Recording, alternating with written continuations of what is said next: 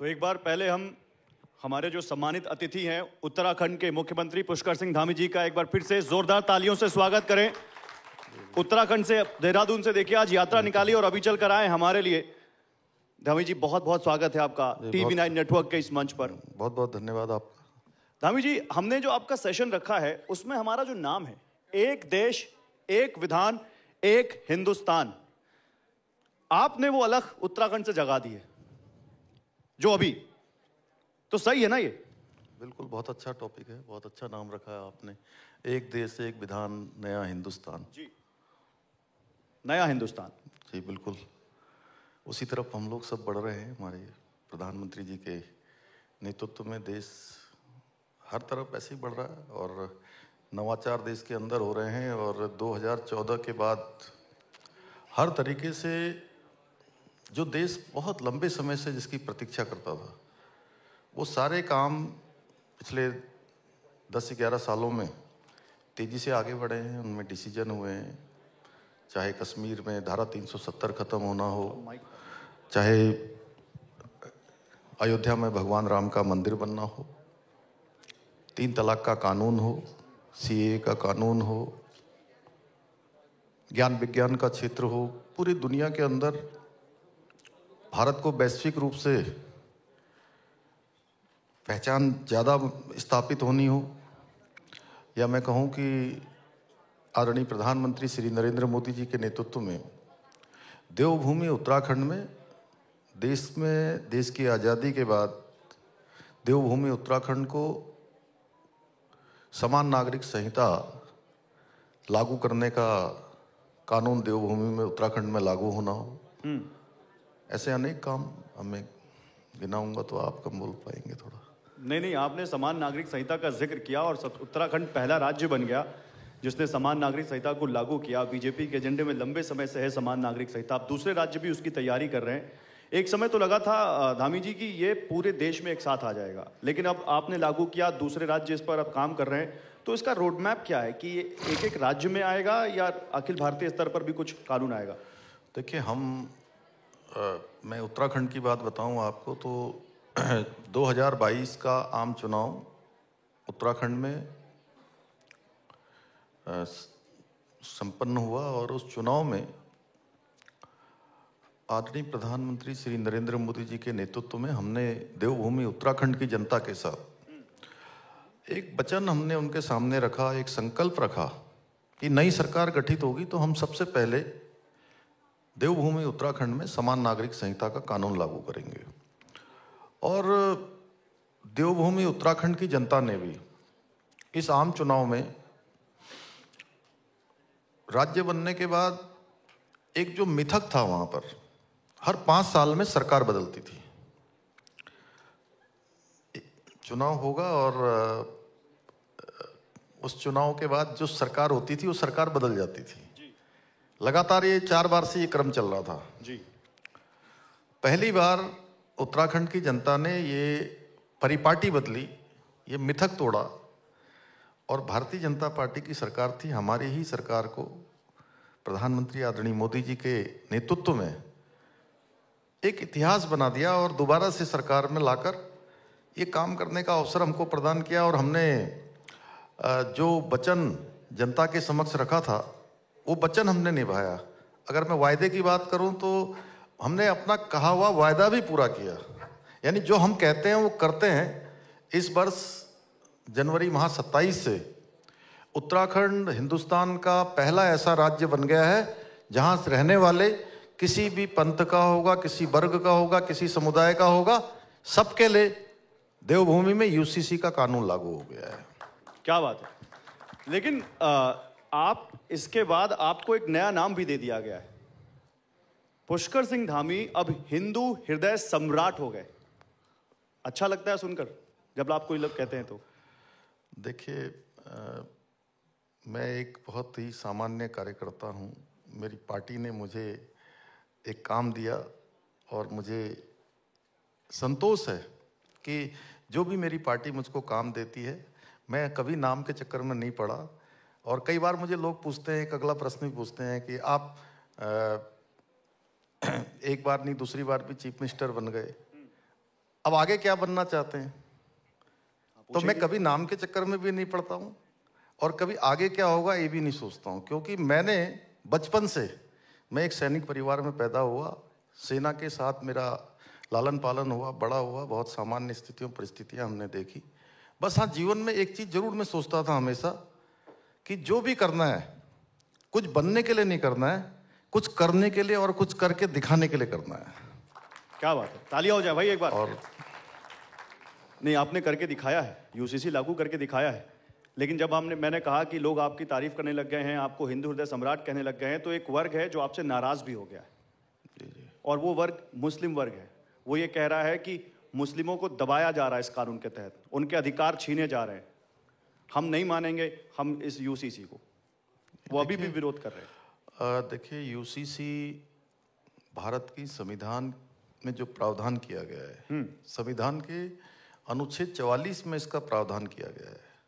जो लोग ऐसी बात करते हैं कि हम यूसीसी को नहीं मानेंगे, भारत के संविधान को नहीं मानेंगे, यहाँ की व्यवस्था को नहीं मानेंगे, यहाँ के कानून को नहीं मानेंगे, तो वो कौन लोग हो सकते हैं? वो व्यवस्था विरोधी लोग हैं, वो संविधान विरोधी लोग हैं, वो बाबा साहब अंबेडकर और जो संविधान बनाने वाले लोग हैं उनको न मानने वाले लोग हैं। हमने कभी किसी के साथ तुष्टीकरण की बात नहीं की है। हम तो आदरणीय प्रधानमंत्री जी के नेतृत्व में पूरे देश के अंदर एक मंत्र लेकर चल रहे हैं, सबका साथ, सबका विकास, सबका विश्वास और सबका प्रयास। इस आधार पर हम आगे बढ़ रहे हैं। और उत्तराखंड की मैं बात करूं तो हमने यूसीसी का कानून लागू किया, कहीं कोई विरोध नहीं हुआ, आपने देखा होगा। इससे आगे मैं कहूं कि आप कहेंगे कि आपने इतनी मजारें हटा दी, इतने आपने मदरसे सील कर दिए, तो मैं अभी आता इस सवाल पे। अब करते मैंने, आप देखिए, मुझे पता था कि आप करेंगे मैं वहीं आ गया हूँ। जी। वैसे आपने कुछ नया सोचा है तो वो बताइए। नहीं, आप बताइए, आप अपनी बात पूरी कीजिए, क्योंकि आपने संविधान की बात की है तो संविधान के हिसाब से भी उनका तर्क है। देखिए, आपने मुस्लिम को तो इसमें शामिल किया है, लेकिन आदिवासियों को आपने छूट दे दी है। वो ये तर्क देते हैं, वो कहते हैं कि संविधान की एक धारा के तहत अनुसूचित जनजातियों को आपने इस कानून के दायरे से बाहर कर दिया, लेकिन इसी संविधान की धारा 25 और 26 के तहत मुसलमानों को धार्मिक स्वतंत्रता क्यों नहीं दी जा सकती? आदिवासी बाहर हैं, मुस्लिम अंदर हैं, ऐसा भेदभाव क्यों? आदिवासी और जनजातियों के लिए भारत के संविधान में ही विशेष उनको प्रिविलेज मिला हुआ है, इसका प्रावधान किया हुआ है, क्योंकि उनका रहन सहन है, बहुत सालों से तमाम तरीके से उनके अपने कस्टम्स हैं, और भारत के संविधान में जो प्रावधान किया गया हमने उसी को आगे बढ़ाया है। और मैं उत्तराखंड की बात कर रहा हूँ। उत्तराखंड में जब हम ये हमारी जो समिति, आपको पता ही है, रंजना प्रकाश देसाई जी की, जस्टिस रंजना प्रकाश देसाई जी की अध्यक्षता में एक कमेटी बनी थी, और इस कमेटी ने 2,36,000 लोगों से संपर्क किया। आप ये सोच लीजिए कि कितनी बड़ी संख्या है, 2,36,000 लोगों ने। और हमने सारी पॉलिटिकल पार्टियों के लोगों से बात करी, उस समिति ने, ड्राफ्ट बनने वाली कमेटी ने, धार्मिक संगठनों के लोगों से बात करी, विभिन्न अलग अलग समुदाय के लोगों से बात करी, छोटे छोटे उन्होंने ऐसे संवाद के कार्यक्रम किए। सबसे बात करने के बाद ड्राफ्ट बनाया गया, और उसमें जो हमारे आदिवासी समाज, जनजाति समाज के लोग हैं, उन्होंने कहा कि वैसे हम अब चूंकि हमारे कस्टम पहले से काफ़ी जैसे जैसे चीज़ें आगे बढ़ी हैं, विकास हुआ है, विस्तार हुआ है, हमको इसमें शामिल कर दे तो हमें कोई आपत्ति नहीं है, लेकिन हमको कुछ समय दे दीजिए। और चूंकि देवभूमि उत्तराखंड में देश की आज़ादी के बाद पहला ऐसा राज्य उत्तराखंड बनने जा रहा था उस समय, जहां समान नागरिक संहिता की गंगोत्री जहां से निकलनी थी, इसलिए जो भी हमने प्रावधान किए हैं, क्योंकि ये गंगोत्री अब उत्तराखंड से निकली है, जैसे माँ गंगा देवभूमि से निकलती है, गोमुख से निकलती है और पूरे देश को जल और जीवन देने का काम करती है, वैसे ही आने वाले समय में समान नागरिक संहिता की ये गंगोत्री भी सभी राज्यों को लाभ देगी। इसलिए हमने इस प्रकार के प्रावधान किए हैं कि इसमें सुधार की गुंजाइश हमेशा रहेगी, और हमने कहा कि हम इसकी शुरुआत कर रहे हैं। मतलब आगे चल के इसमें बदलाव हो सकते हैं, आदिवासी शामिल हो सकते हैं, क्योंकि वो ये पूछ रहे हैं समान कैसे हुआ ये। अरे देश के अंदर देखिए, जैसी जैसी आवश्यकताएं होती हैं वैसे वैसे कानून बनते गए हैं, वैसे वैसे निर्णय लेते गए हैं। वैसे तो हमारे प्रधानमंत्री जी के, मोदी जी के कालखंड में अनेक ऐसे कानून थे जिनकी आवश्यकताएं नहीं थी, जिनके कारण से जटिलताएं हो रही थी, समस्याएं पैदा हो रही थी, सरलीकरण चीजों का नहीं हो रहा था, वो सारा का सारा खत्म किए गए हैं। बड़ी संख्या है, 1000 से भी ज्यादा वो है। अच्छा, हालांकि इसके बाद आप मदरसों से बड़े नाराज हो गए, जिसका जिक्र आप कर रहे थे। 150 के करीब मदरसे आपने सील कर दिए। नहीं, देखिए, मतलब कोई नाराजगी है क्या? बिल्कुल कोई नाराजगी जैसी बात नहीं है, लेकिन देश का कानून सबके लिए लागू होगा। बिल्कुल होगा। होना चाहिए कि नहीं होना चाहिए? थोड़ा मैं आप सबका भी ध्यान खींचना चाहता हूं, इधर भी बच्चे जो लोग हैं। आप लोग मानते हैं ना कि देश में कानून का राज स्थापित होना चाहिए? तो अगर होना चाहिए तो थोड़ा जोर से बोलिए, बच्चे भी हैं हमारे, बड़े नौजवान युवा लोग। होना चाहिए तो ये हम कानून का राज स्थापित कर रहे हैं और सबको कानून से जीने की आदत हो, हम ऐसी व्यवस्था कर रहे हैं। अब मदरसे हैं, उनका रजिस्ट्रेशन नहीं है, कह रहे हैं कि मदरसा चला रहे हैं, चला कुछ और रहे हैं। कह रहे हैं कि बच्चे जो है, जो बच्चे उसमें आए हैं या जो भी लोग उसके अंदर निवास कर रहे हैं, या वो पढ़ाई के नाम पर आए हुए हैं, तालीम के नाम पर आए हुए हैं, वो काम नहीं कर रहे हैं। क्या कर रहे हैं? कोई रोहिंग्या है, कोई अपराधी किस्म का है, तमाम ऐसी रिपोर्टें आई। हमने कहा कि नहीं भाई, बच्चों को, चाहे बच्चा देखे किसी भी वर्ग का हो, उसको शिक्षा का अधिकार है, उसको शिक्षा मिलनी चाहिए, हम मानते हैं और हम उनकी व्यवस्था कर रहे हैं। और अच्छे अच्छे मदरसे भी, आपके यहाँ रिपोर्ट भी चली थी TV9 में एक मदरसों को लेकर जी, एक मॉडर्न मदरसे, जी जी, वो देहरादून का ही था, आपको ध्यान होगा जी। तो हम तो इस तरफ ले जाना चाहते हैं कि अच्छी शिक्षा मिले उनको, अच्छे संस्कार मिले, और उनको पहचान छुपाने की आवश्यकता क्या है? जहां जहां गड़बड़ियां मिली हैं उन गड़बड़ियों को ठीक कर रहे हैं। कानून से जीने की सबकी आदत हो, ऐसी व्यवस्था को हम आगे बढ़ा रहे हैं। नहीं, हरीश रावत ये कह रहे हैं, पूर्व मुख्यमंत्री, कांग्रेस के वरिष्ठ नेता, कि ईद तक रुक जाइए, ईद के बाद कर लीजिएगा।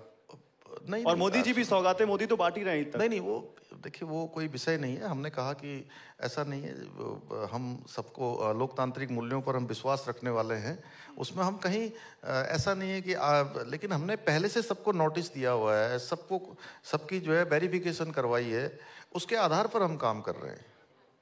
हम कोई ये नहीं कि जोर जबरदस्ती कर रहे हैं, हमने कहीं भी जोर जबरदस्ती। देखिए, क्या आपने उन मदरसों में पाया जो उनको सील कर दिया? मतलब कुछ तो डिटेल में बता सकते हैं? नहीं, बहुत सी चीजें असंदिग्ध पाई गई, जहां पर कहा कि यहाँ पर पढ़ाई हो रही है, पढ़ाई नहीं हो रही, कुछ और हो रहा है, उनके रजिस्ट्रेशन नहीं है ठीक प्रकार से। जो लोग उसमें पढ़ने के लिए आए हैं वो कोई अपनी पहचान छुपाकर वहां पर आए हुए। तो अच्छे अच्छे मदरसे बने, अच्छे पढ़ाई के संस्थान बने, और हमने कहा जो बंद हो रहे हैं उन बच्चों को भी खाली नहीं छोड़ेंगे। सरकारी स्कूलों में सबका दाखिला होगा, सब अच्छी पढ़ाई करेंगे। हम किसी भी बच्चे के साथ भेदभाव क्यों करेंगे? किसी वर्ग के आधार पर भेदभाव करने वाले नहीं हैं हम तो सबका, मैंने पहले ही कहा कि दरगाहों और मज़ारों पर ही बुलडोजर चला रहे हैं। नहीं, देखिए, ये अतिक्रमण, ये बहुत बड़ी समस्या है। उत्तराखंड के अंदर बहुत सारी जगह पर मज़ारें बना दी गई। मज़ारें नहीं थी, कहीं पर हरी चादर, नीली चादर, कहीं पीली चादर, ऐसे सरकारी ज़मीनों पर जगह जगह पर ऐसे छोटे छोटे निर्माण कर दिए और जगह जो है अतिक्रमणित कर ली। हमने जब उन ज़मीनों के बारे में पता किया तो सारी सरकारी ज़मीनें थी, सबको नोटिस दिए गए। जिस विभाग की ज़मीन थी उस विभाग ने उनको नोटिस दिया कि आप ये ज़मीन खाली कर दीजिए, सरकारी ज़मीनें, अतिक्रमण नहीं होना चाहिए। बहुत लोगों ने खुद ही खाली करा, और जब अतिक्रमण हटाया गया तो आपको जानकर हैरानी होगी, ये संख्या हमारी 600 से भी ज़्यादा पहुंच गई। 600 स्थानों पर हटाई गई, 6000 एकड़ के लगभग जमीन खाली हो गई। एक स्थान पर भी कोई अवशेष नहीं मिला, कहीं पर कुछ नहीं था, जिस कारण से मज़ारें बनाई जाती हैं, आप जानते होंगे। तो कुछ नहीं मिला आपको? कुछ नहीं मिला नीचे, वो केवल और केवल अतिक्रमण था। और कौन नहीं चाहेगा कि अतिक्रमण हटाया जाए? और बाकी फिर लोग कहते हैं कि जी आप किसी को टारगेट कर रहे हैं, जैसे आप कह रहे थे कि एक वर्ग के लोग आपसे नाराज हो रहे हैं। नहीं, मैं इसलिए कह रहा हूं क्योंकि वो कह रहे हैं, उनकी मांग, उनका कहना है कि हमें टारगेट किया जा रहा है। देखिए, हम किसी को टारगेट नहीं कर रहे हैं, और देवभूमि उत्तराखंड बहुत शांत प्रदेश है, बहुत भाईचारे के साथ रहने वाले हैं। कभी आपने मेरे अंदर उग्रता देखी कुछ? आपको कहीं पर दिखाई दिया आप कि तो मैं शांति कभी, से सारे काम किए जा रहे हैं। मैं उस राज्य का मुख्य सेवक हूं, जैसी देवभूमि का स्वरूप है उसके अनुरूप हम काम कर रहे हैं। वहां की जो संस्कृति है, आपस में प्रेम प्यार से रहते हैं, बहुत लोगों में आपस में बहुत प्रेम प्यार है, बहुत शांतिपूर्वक रहते हैं। ये हमारे यहाँ का कोई ऐसा शांति से मदरसे सील कर दिए, शांति से मजारे हटा दी, शांति से यूसीसी लागू कर दिया, बड़ी शांति से सारा पूरा हिंदुत्व का एजेंडा लागू करते हो धामी जी। जो भी काम किया है हमने सब संविधान के अनुरूप किया है, व्यवस्था के अनुरूप किया है, कानून के अनुरूप किया है। इसलिए सब लोग देखे, आपको तो देवभूमि उत्तराखंड की प्रशंसा करनी चाहिए कि देवभूमि में रहने वाला हर वर्ग का व्यक्ति, कोई किसी जाति का हो, पंथ का हो, समुदाय का हो, हर एक कानून मान रहा है। एक आदर्श स्थिति में देवभूमि उत्तराखंड जा रहा है। धामी जी, आपने कहा कि वो अवैध मजारे थी, अतिक्रमण थी, इसलिए हटा दी। लेकिन देश में अभी पिछले दिनों एक बहस हुई औरंगजेब की कब्र को लेकर। कुछ हिंदूवादी दल हैं, कुछ बीजेपी के समर्थक भी हैं, वो ये चाहते हैं कि औरंगजेब की कब्र को भी इस देश में नहीं होना चाहिए। आप सहमत हैं उनसे? देखिए, मैं उसमें नहीं जाना चाहता। मैं तो इतना ही चाहता हूं कि जिन्होंने देश के अंदर औरंगजेब जजिया कर लगाया, धर्मांतरण करवाया, मतांतरण करवाया, वो किसी भी कीमत पर हमारे आदर्श नहीं हो सकते। और देखिए, देश की आज़ादी का आंदोलन था, 1947 में हमारा देश आज़ाद हुआ, तो हम बहुत सारे आंदोलनकारी, बहुत सारे स्वतंत्रता संग्राम सेनानी, उन नायकों का हम जो है जिक्र करते हैं।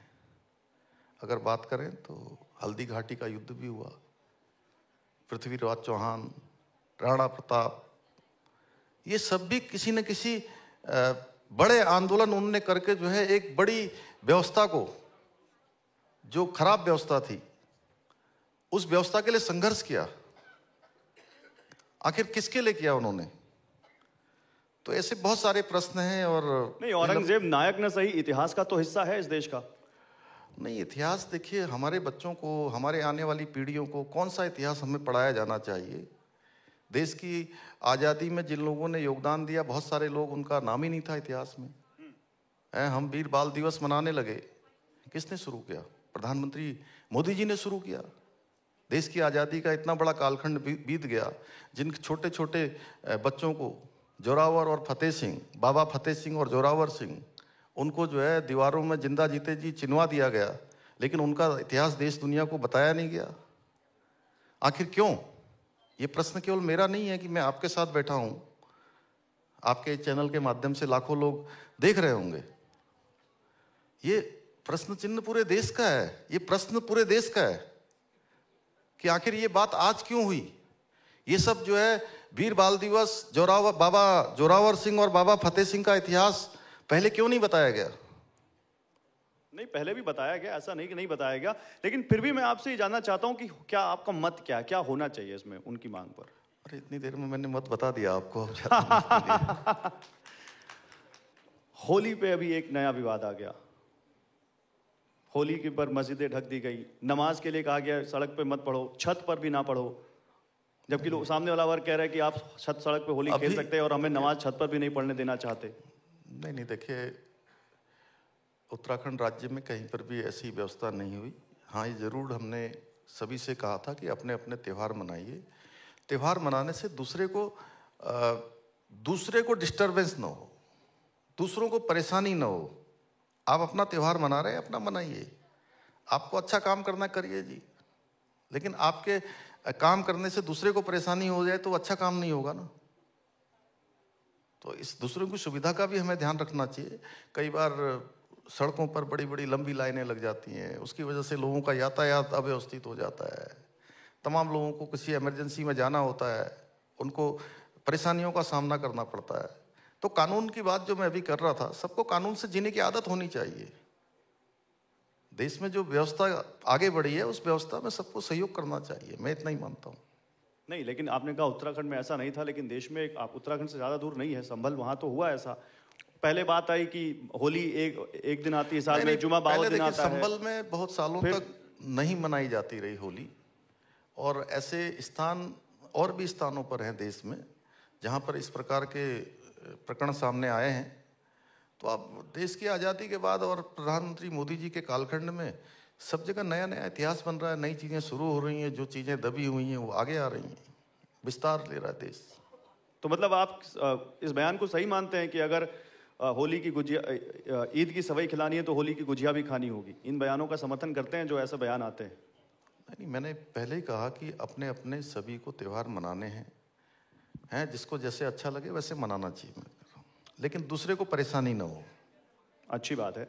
आपकी सरकार के 3 साल पूरे हो गए हैं, इसके लिए आप बधाई के पात्र हैं। सबसे पहले तो आपको इसके लिए बधाई। जी, बहुत बहुत धन्यवाद। आप 3 साल की उपलब्धि क्या रही धामी जी, और कुछ ऐसा जो आप अगले 2 सालों में करना चाहते हैं चुनाव में जाने से पहले कि ये काम मैं जरूर करके जाऊंगा? 3 सालों में देखिए, एक तो हमारी पार्टी जब भी चुनाव में जाती है तो चुनाव में जाने से पहले भारतीय जनता पार्टी एक ऐसी पार्टी है, और प्रधानमंत्री मोदी जी के नेतृत्व में जिन जिन राज्यों में भी देश में भी हम चुनाव में गए हैं तो हम पहले दृष्टि पत्र अपना लाते हैं, और उस दृष्टि पत्र के आधार पर जब सरकार बन जाती है तो हम उस काम को आगे बढ़ाते हैं।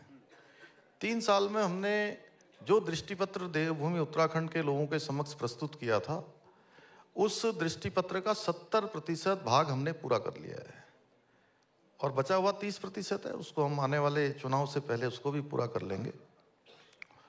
और अनेक नवाचार भी हमने वहाँ पर किए हैं प्रधानमंत्री जी के मार्गदर्शन में, क्योंकि प्रधानमंत्री जी का देवभूमि उत्तराखंड और देवभूमि उत्तराखंड के लोगों से विशेष लगाव है।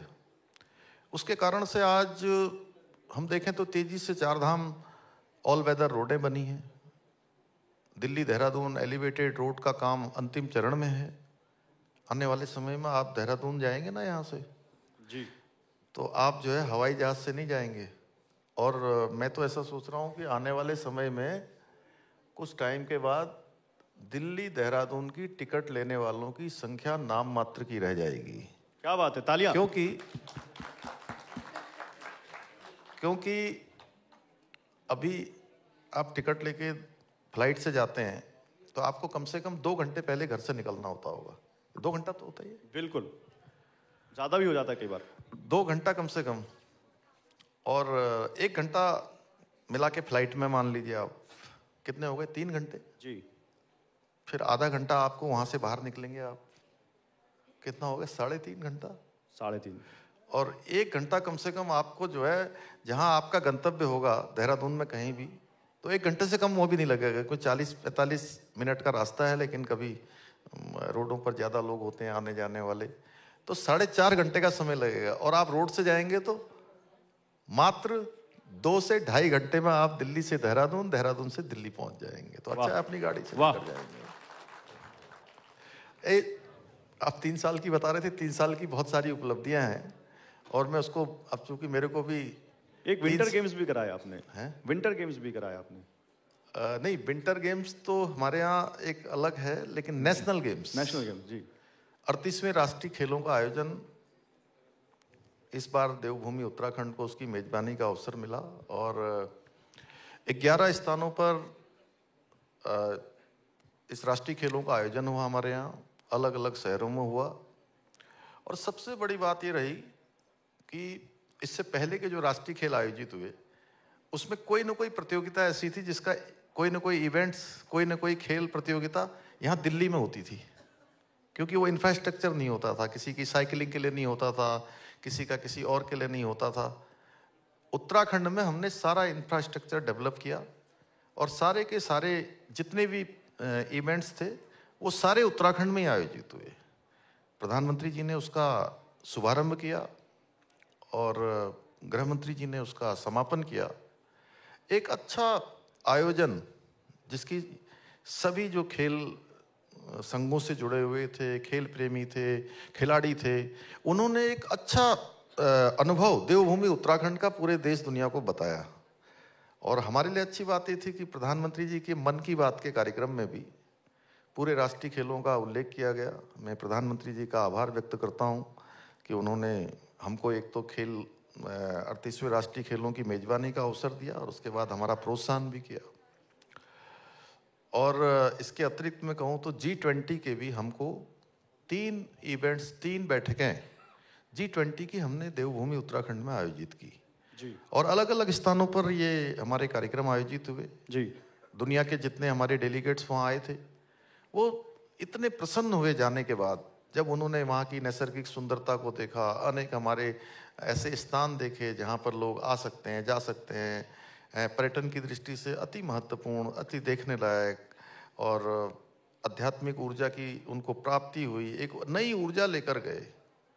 और वो ब्रांड एम्बेसडर के रूप में पूरे देश, दुनिया जिस देश के आए थे उस देश में उन्होंने देवभूमि का उल्लेख किया।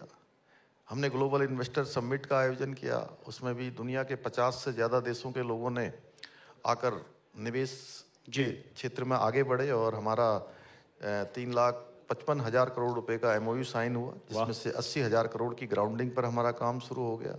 जी। और आज स्वास्थ्य के क्षेत्र की मैं बात करूं तो स्वास्थ्य के क्षेत्र में हमारे यहाँ पर ऋषिकेश में एम्स संचालित हो रहा है जी। एक नया एम्स का सैटेलाइट सेंटर हमको प्रधानमंत्री जी ने उत्तराखंड को सौगात दी और किच्छा में सैटेलाइट सेंटर का काम तेजी से चल रहा है। हमारा देहरादून का एयरपोर्ट जिसकी मैं बात कर रहा था अभी, वो भी शानदार बन गया। पूरे देश के लिए 40 से भी अधिक प्रमुख शहरों के लिए रोज उड़ानें हो रही हैं। पंतनगर का एयरपोर्ट हमारा, हम उसको अंतर्राष्ट्रीय स्तर का बना रहे हैं। नहीं, कई लेकिन सारे आप एयरपोर्ट बना रहे हैं, सड़कें बना रहे हैं, वो कहीं एक बड़ी चुनौती और ना खड़ी कर दें, क्योंकि एक चुनौती अभी भी आपके लिए बनी हुई है। कहते हैं पहाड़ का पानी और पहाड़ की जवानी पहाड़ के काम नहीं आती। और पानी तो खैर आप नहीं रोक सकते, लेकिन जवानी तो आप रोक सकते हैं। आपके यहाँ पलायन आयोग की एक रिपोर्ट है जो कि 2018 से 2022 के बीच कहती है 3,35,000 से ज़्यादा लोग पलायन कर गए, जो कि 83,000 लोग सालाना बैठती है। पलायन बड़ी समस्या बनी हुई है और करीब 1700 से ज़्यादा गांव हैं जो आंशिक रूप से या पूर्ण रूप से खाली हो चुके हैं उत्तराखंड में। तो ये रोडें, ये एयरपोर्ट, इनसे लोग ज़्यादा इनका इस्तेमाल करके पलायन तो नहीं कर रहे। ये जो आपके पास रिपोर्ट है, ये पहले की रिपोर्ट है और कोरोना जो विश्वव्यापी जो महामारी आई, उस महामारी के बाद अनेक लोगों ने रिवर्स प्लान किया है। उनकी अनेक सक्सेस स्टोरियां हैं और उसके कारण से अब हम कोशिश कर रहे हैं जो हमारे ऐसे विलेज जहाँ से लोग बिल्कुल पहले से जा चुके हैं, वहाँ पर बुनियादी सुविधाओं को हम दें, ज़रूरत की चीज़ों को पूरा करें, वहाँ शिक्षा का इंतज़ाम करें, चिकित्सा का इंतज़ाम करें, लोगों को उनके रोज़गार की व्यवस्था करें। उस दिशा में हम काम कर रहे हैं बहुत तेज़ी से।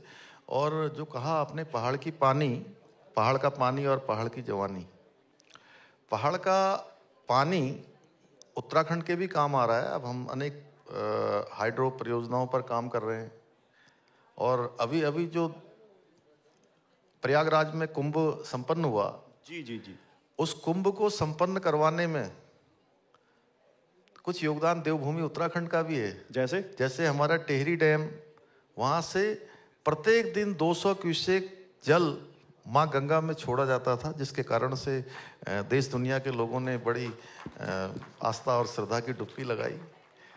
अगर वो डैम नहीं होता तो आप सोचिए, अगर वहाँ पानी कम होता तो क्या थोड़ी बहुत न्यूनता रहती, लेकिन बड़ी अच्छी तरह से, बड़े संपन्नता से मैं कहूँ, लोगों के मन को आह्लादित करता हुआ, सबको प्रसन्न करता हुआ, सबके मन को शांति देता हुआ, एक नई ऊर्जा देकर वो संपन्न हुआ। तो उसमें योगदान था। तो पहाड़ का पानी पहाड़ के भी काम आ रहा है और देश के भी काम आ रहा है। नहीं, अच्छी बात है, आना भी चाहिए, बहुत अच्छी बात है। और दूसरा, हमारे यहाँ का युवा, देखिए आज सेना में जाकर विभिन्न विभिन्न क्षेत्रों में जाकर जितना उत्तराखंड के लोग उत्तराखंड के अंदर निवास करते हैं, उससे कहीं, मतलब उससे कम लोग देश के अंदर निवास नहीं करते हैं। देश के ऐसे अनेक शहर हैं जहां पर देवभूमि उत्तराखंड के लोगों के रहने वालों की संख्या है। आप दुनिया के किसी कोने में चले जाइए, आपको उत्तराखंड का कोई ना कोई व्यक्ति जरूर आपको मिलेगा। और मैं तो कई जगह बात करते करते पहचान जाता हूँ, देखते ही कि हमारे उत्तराखंड के। मैं पूछता हूँ भाई कहाँ के हैं, तो उसमें से 1 2 3 4 खड़े होंगे तो 1 2 उत्तराखंड का निकल जाएगा। तो देश के भी काम आ रहे हैं, देश की जो सेना है, आज डिफेंस में हर देश के अंदर, देश की सीमाओं पर, देश की सुरक्षा में लगा हुआ हर 5वां सैनिक देवभूमि उत्तराखंड का है। क्या बात। नहीं, हमें फक्र है उन सैनिकों पर जो उत्तराखंड से गए हैं और सेना में भर्ती हुए हैं, वाकई देश सेवा कर रहे हैं, हम सब की रक्षा कर रहे हैं। लेकिन चार धाम यात्रा पर इस बार आप सख्त हो गए हैं धामी जी। आपने कह दिया इस बार कोई वीआईपी दर्शन नहीं होगा, ऐसा क्यों? देखिए, चार धाम यात्रा बहुत ही आस्था और श्रद्धा की यात्रा है और वो व्यवस्थित रहनी चाहिए। जो आम तीर्थ यात्री आता है, श्रद्धालु आता है, हमें उसकी सुरक्षा का भी प्रबंध करना है। उसकी सुरक्षा के साथ साथ उसकी सुगमता, उसके लिए रील बनाने वालों को भी बैन कर दिया केदारनाथ में कि रील नहीं बना सकते। अब उनका धंधा कैसे चलेगा फिर? रील आप देश के किसी बड़े धाम की आपने कहीं देखा आपने कहीं रील बनते हुए? वहाँ कंप्लीट बैन है, मतलब कोई फोटो भी नहीं खींच सकता। 2-4 लोगों के कारण से अव्यवस्था हो, मैं समझता हूँ कि किसी को भी अच्छा नहीं लगेगा। फिर क्या है कि 2-4 लोग रील बनाते हैं, उसके कारण से एक संदेश गलत जाता है, लोगों को परेशानी होती है, अव्यवस्था फैलती है। ये व्यवस्था की दृष्टि से की है, क्योंकि हमारा मुख्य ध्येय हमारा, जो भी तीर्थयात्री चार धाम में आ रहा है, किसी भी हमारे देव स्थान पर आ रहा है, उसकी सुरक्षा हमारे लिए सबसे पहली प्राथमिकता है। उसको सुरक्षा देना, उसको परेशानी ना हो, वो एक यात्रा में आया तो एक अच्छा अनुभव लेकर जाए। तो सरकार उसी दिशा में काम कर रही है और हम जो भी यात्रा का प्रबंध करते हैं या यात्रा के लिए जो भी हम नियम बना रहे हैं, यात्रा के भी अपने नियम हैं जी। पहले के समय से यात्रा के नियम हैं जी। यात्रा में हमको कैसे कैसे आचरण करना है, कैसे कैसे नियम संयम से रहना है, सफाई से रहना है, ज़्यादा हमको जो है लोगों को परेशानी ना हो, ऐसा कोई काम नहीं करना है। तो उन नियमों का हमको पालन भी करना है। तो इसलिए हमने व्यवस्था की है और चारधाम यात्री हर साल बढ़ रहे हैं, संख्या बड़ी हो रही है जी। और पिछले वर्ष तो आप समझ लीजिए कि 35 दिन तक यात्रा चली नहीं हमारी। जी जी। उसके बावजूद भी 46 लाख से ज़्यादा लोगों ने, तीर्थयात्रियों ने दर्शन किए। बहुत बढ़िया सर, बहुत बहुत अच्छा लगा। और एक नहीं, जी जी, कंप्लीट एक बार कंप्लीट कर देता हूँ। अब मेरे को लगता है समापन की ओर जा रहे हैं हम लोग। तो इस बार हमने क्या करा है कि पहले अभी तक चारधाम यात्रा ये 6 माह चलती है जी। 6 माह कपाट बंद हो जाते हैं और इस वर्ष से हमने शीतकालीन यात्रा प्रारंभ करी है। क्या बात है, तालियां हो जाए एक बार। एक नया ये शुरू कर दिया है और इस शीतकालीन यात्रा को प्रोत्साहित करने के लिए, हमारा प्रोत्साहन करने के लिए देश दुनिया का ध्यान इस शीतकालीन यात्रा में भी जाएगी। अब शीतकालीन यात्रा क्या है जी?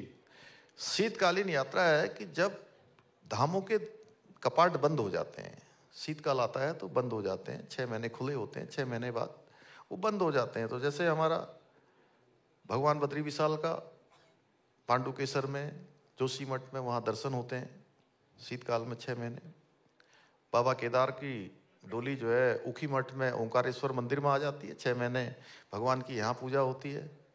इसी प्रकार यमुना जी का, यमुनोत्री धाम का खरसाली में होती है और माँ गंगा का 6 महीने उनकी गद्दी मुखवा हरसिल में, जिसको गंगा जी का मायका कहते हैं, जहाँ अभी प्रधानमंत्री जी का जहाँ वो आए थे दर्शन के लिए, पूजन के लिए और शीतकालीन यात्रा के जी जी मैं हमारा प्रोत्साहन करने के लिए, पूरे देश दुनिया को उस यात्रा के बारे में बताने के लिए। तो इन स्थानों पर भी 6 माह यात्रा चलेगी अब आने वाले समय में। यानी कि अब 6 माह जो लोग हमारे व्यापारी हैं, आने वाले लोग हैं, एक तो उनका काम चलेगा, बहुत अच्छी, अनवरत रूप से चलेगा। दूसरा, शीतकाल में जब पूरे देश के अंदर बहुत सारे स्थान ऐसे हैं जहाँ पर सर्दियों के मौसम में कोहरा छाने लगता है, बादल लगे होते हैं, महीने महीने तक भगवान सूर्यदेव के दर्शन नहीं होते हैं। ऐसे समय में आप देवभूमि उत्तराखंड आएंगे तो आपको बर्फ से ढकी हुई चोटियां मिलेंगी, शानदार आपको धूप के दर्शन होंगे, जिसको हमारे प्रधानमंत्री जी ने इस बार घाम तापो पर्यटन, घाम जानते हैं, जी, घाम धूप, हाँ धूप, मालूम है सर। धूप और ताप, मैं उम्मीद करता हूं कि हमारे जो यहाँ पे लोग बैठे हैं वो जरूर आपकी इस बात से खुश हुए होंगे और जरूर प्लान बनाएंगे इसको लेकर। जी, जी, लेकिन बिल्कुल। समय का अभाव है दामी जी, बहुत बहुत बहुत शुक्रिया आपका हमारे साथ जुड़ने के लिए। बहुत बहुत धन्यवाद। धन्यवाद।